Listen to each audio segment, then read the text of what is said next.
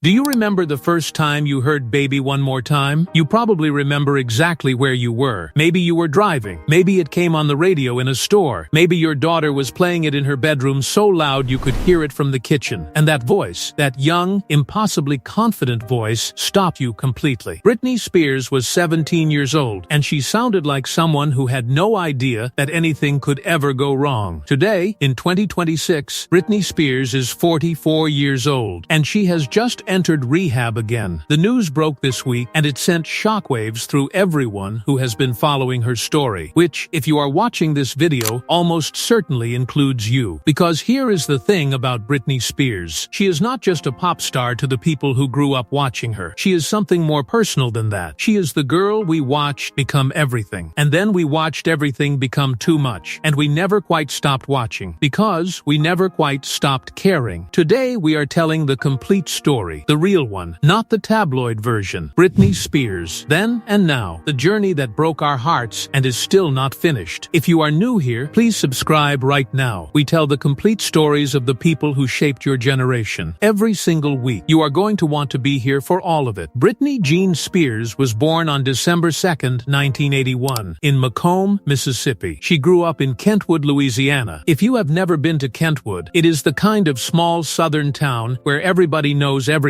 and ambition can feel like a betrayal of where you came from. Britney's mother Lynn recognized something in her daughter early. The way she moved, the way she performed even when nobody was watching, the way she wanted the stage with an urgency that most children her age simply do not have. She auditioned for the Mickey Mouse Club at 8 years old. She did not get the part. She was told she was too young. Think about that for a moment. 8 years old. Rejected. Most children go home and cry and eventually forget about it. Britney Spears went home, kept working, and came back. She made it onto the Mickey Mouse Club at 11. Her castmates included Justin Timberlake and Ryan Gosling and J.C. Chasez. She was in extraordinary company before she was 12 years old, and she handled it with a poise that should have been impossible for a child from Kentwood, Louisiana. She was working toward something. She could feel it even if she could not have named it yet. In 1998, Britney Spears released Baby One More Time. She was 16 years old when they filmed the music video, 17 when it was released. The single went to #1 in every country that had a chart. Not most countries, every country. Within weeks, Britney Spears was the most talked about person on earth. And here is what people forget about that moment. Or maybe what people who were adults at the time understood differently than the teenagers who were her primary audience. The pressure that descended on that girl was inhuman. She was 17 years old, and she was on the cover of every magazine. Not just music magazines, every magazine. Her body was being discussed by strangers on national television. Her clothing choices were being analyzed by people 4 times her age. Her relationships were public property before she had finished growing up. She released Oops, I Did It Again in 2000. It sold 1.3 million copies in its first week in the United States alone. She released Toxic in 2003, a song so perfectly constructed that it is still being played today in ways that feel completely current rather than nostalgic. She was performing at the Super Bowl halftime show. She was selling out arenas across every continent. She was the biggest pop star in the world by a margin that is almost impossible to overstate. And underneath all of it, underneath the performances and the albums and the magazine covers, a young woman from Kentwood, Louisiana, was trying to figure out who she was, without any privacy, without any space, without any protection from the machine that was making enormous amounts of money from her existence. We cannot tell Britney's story without talking about Justin Timberlake. They met as children on the Mickey Mouse Club. They reconnected as teenagers. They dated from approximately 1999 to 2002. They were the most photographed couple in the world during those years. And when the relationship ended, the way it ended and the way Justin Timberlake handled the aftermath publicly became one of the defining moments of how the entertainment industry treated young women in that era. Britney has spoken about this in her memoir. She has been honest about the pain of that relationship ending and honest about what came after. Justin Timberlake released Cry Me a River in 2002. The music video strongly implied Britney had been unfaithful. The narrative attached itself to her immediately. She was 20 years old. She was being tried in the court of public opinion for the ending of a relationship that was nobody else's business. And the verdict from the public and from the media was not kind. We mention this not to relitigate a 2-decade-old breakup. We mention it because it matters to understanding what came next. Britney Britney Spears entered her mid-20s already carrying wounds that nobody around her was particularly interested in helping her heal. Now we reach the part of this story that is impossible to watch without feeling something. By 2006, the pressure had been building for 8 years. 8 years of performing at a level that would exhaust anyone. 8 years of public scrutiny that would break most people. A marriage to Kevin Federline that began quickly and ended badly. 2 sons, Preston and Jaden, born in 2005 and 2006.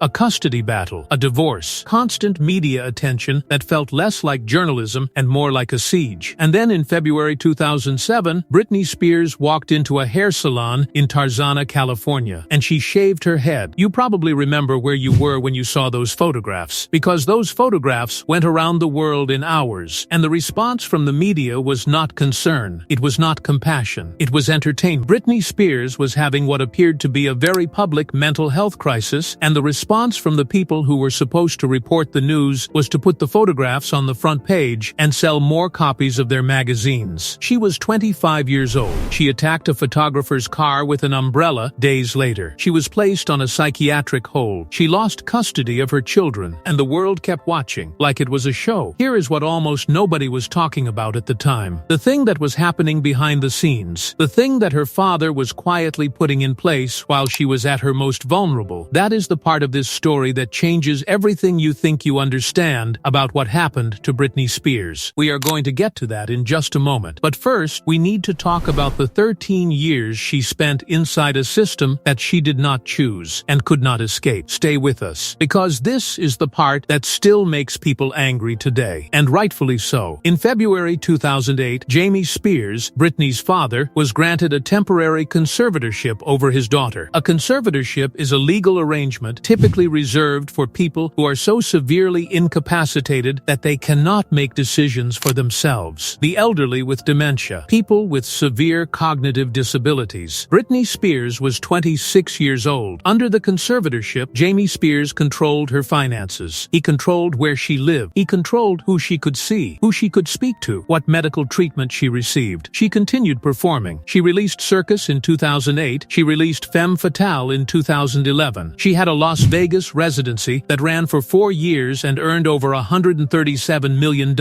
She was performing at the highest level of her career, earning enormous sums of money, making her team and her label wealthy. And she could not make a single decision about her own life. Read that again and let it settle. She could not choose her own friends. She could not make her own medical decisions. She could not control her own money. While performing 248 shows in Las Vegas. The Free Britney movement began online among fans who had figured out that something was deeply wrong. They were dismissed. They were called conspiracy theorists. They were told to mind their own business. They were right. In 2021, Britney Spears appeared before a Los Angeles judge and delivered a statement that stopped the entertainment industry cold. She said she was not happy. She said she was not okay. She said she had been forced into mental institutions against her will. She said she wanted her life back. She was crying in that courtroom. And everyone who had dismissed the Free Britney movement had to reckon with the fact that a young woman had been asking for help for years, and the people with the power to help had decided it was not their problem. The conservatorship was terminated on November 12, 2021. Britney Spears was free after 13 years. And here is where the story takes the turn that nobody quite anticipated. Freedom did not bring peace. And this is the part of Britney's story that resonates most deeply with people who are old enough to understand what it means to finally escape something difficult, and to discover that the escape is just the beginning of the work. She married Sam Asghari in June 2022. He was the personal trainer she had been in a relationship with for several years. Young, handsome, seemingly devoted. They divorced in August 2023, 14 months after the wedding. The circumstances were reported publicly in ways that were painful to follow. She published her memoir, The Woman in Me, in October 2023. It became the fastest-selling celebrity memoir in history. In it, she was honest about Justin Timberlake, about her family, about the conservatorship, about the decisions that were made for her and the ones she wished she had been allowed to make for herself. People bought it in enormous numbers because people who had watched her story from the outside finally wanted to hear it from her directly. And then came the videos, the social media posts that alarmed fans, the knife dance video that sent searches for Britney Spears' knife dance spiking by 70% this week, the posts that appeared erratic and concerning to people who love her, the worry that freedom had arrived but the healing had not. And now, in 2026, the news that she has entered rehab again. Let us stop here for a moment, because it would be easy to talk about Britney Spears the way the tabloids talk about her, the way the media talked about her in 2007 when they put those photographs on the front page and called it news. We are not going to do that. Britney Spears entering rehab in 2026 is not a punchline. It is a person who has been through something extraordinarily difficult choosing to get help. And that choice, the choice to ask for help rather than to keep pretending that everything is fine, that is not weakness. That is the hardest and bravest thing that a person can do. Your generation understands this. You have watched people you love struggle with things they could not manage alone. You have watched the people who asked for help do better than the people who did not. You understand that getting help is not failure. Getting help is the beginning of the next chapter. We hope that is what this is for Britney. We genuinely hope that. Britney Spears has two sons. Preston, born September 14, 2005. Jaden, born September 12, 2006. They are young men now, 19 and 20 years old in 2026. They live primarily with their father, Kevin Federline, in Hawaii. Their relationship with their mother has been described as complicated and distant in recent years. Jaden gave a public interview in 2022 in which he spoke about his mother with a combination of love and concern that was genuinely difficult to hear. He said he hoped she would get better. That is not a small thing for a teenage boy to say about his mother publicly. That is the honesty of someone who loves a person and is scared for them at the same time. Preston has been more private, less public, watching from a distance in a way that suggests he is protecting something. Both boys are living their lives. Both boys, by all accounts, are doing reasonably well, and their mother is 44 years old in a rehab facility somewhere, trying once again to find her way back to herself. We hope she makes it. We genuinely hope she makes it. Here is what Britney Spears represents to the people who are searching her name today. She represents what happens when the world decides that a young woman's struggle is entertainment. She represents what happens when the systems that are supposed to protect people fail them instead. She represents what happens when someone keeps fighting, even after everything has been taken from them. She was Baby One More Time at 17. She was toxic at 21. She was the most photographed woman in the world for 20 years. And she is 44 years old and still here, still trying. That matters. Not because she is famous, because she is a person. Because the story of Britney Spears is ultimately the story of what we owe each other as human beings when someone is struggling in front of us. We owed her more than we gave her. Most of us know that now. The least we can do is hope that she finds what she is looking for, and mean it. If Britney's story touched something in you today, leave a comment below. Tell us your first Britney memory. Tell us what song of hers meant something to your life. Tell us if you were part of the Free Britney movement and what that felt like from the inside. Or just tell us that you hope she is okay, because sometimes that is enough. This comment section belongs to the people watching this video, and the people watching this video are the generation that watched Britney Spears grow up. Your voices matter here. If you have not subscribed yet, please do that right now. We tell real stories, complete stories, the human versions of the celebrity stories that the tabloids always got wrong. Britney Spears deserved better than what she got from the world. She still deserves better, and so do you. We will see you in the next one.